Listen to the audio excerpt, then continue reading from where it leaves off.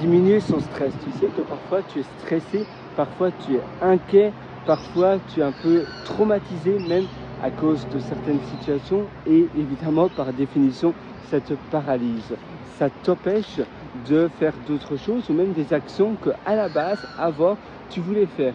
Mais à cause d'inquiétude, à cause de stress, et c'est surtout souvent lié à cause d'un événement donné qui va te stresser, qui va t'angoisser même, ça va te rendre inquiet, tu vas penser, notre cerveau est très bon à développer plein d'idées, parfois assez noires. Tu vas te dire oui mais si jamais il arrive cela et si jamais il se passe cela et finalement tu ne fais rien, tu n'avances pas. Évidemment si à la base ce que tu voulais faire c'est peut-être un projet de tes rêves, c'est quelque chose qui est évidemment positif, c'est quelque chose que normalement ça doit bien se passer, même si tu es un peu inquiet, il faut oser, il faut faire le saut parce que sinon tu vas simplement continuer à faire la vie, à avoir le train-train quotidien, mais si tu ne changes rien dans ta vie, ne t'attends pas à avoir quelque chose de différent, ne t'attends pas à ce que ta vie change.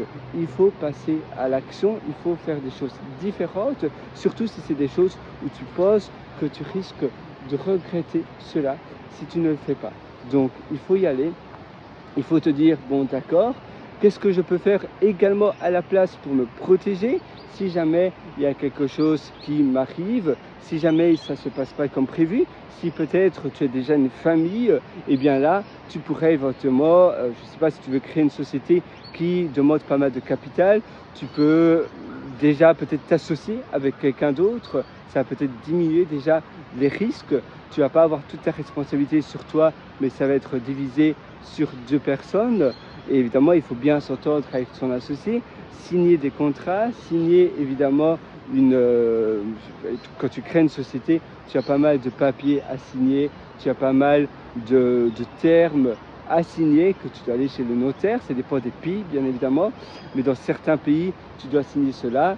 Et c'est important de bien mettre tout cela au clair. Et si jamais il y a quelque chose aussi qui ne se passe pas bien avec ton associé, tu dois aussi voir le cas où ça ne se passe pas bien. Et il faut évidemment l'écrire, il faut signer cela et il faut être en accord avec cela. Il faut être d'accord avec l'autre personne ou les autres personnes. Il faut toujours te dire, il n'y a rien qui peut m'empêcher de passer à l'action, mais je peux également me protéger, je peux également voir un peu plus loin et me dire au cas où.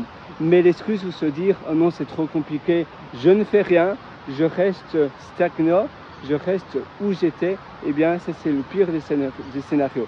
Parce que si tu restes stagnant, ça va être exactement la même chose et la vie est courte, les jours vont continuer à défiler, les jours vont passer et ça va absolument rien changer.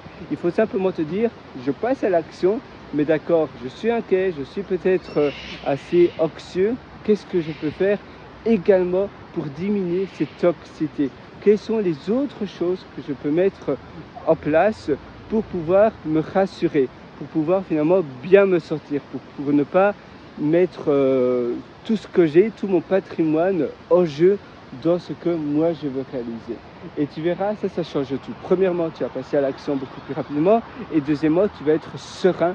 Tu sais que si, si le pire des scénarios qui se passe arrive, ça va, ta vie est protégée, ton patrimoine est protégé, ta famille est protégée et ça c'est ce qui compte. Moi je te souhaite tout le meilleur du fond du cœur.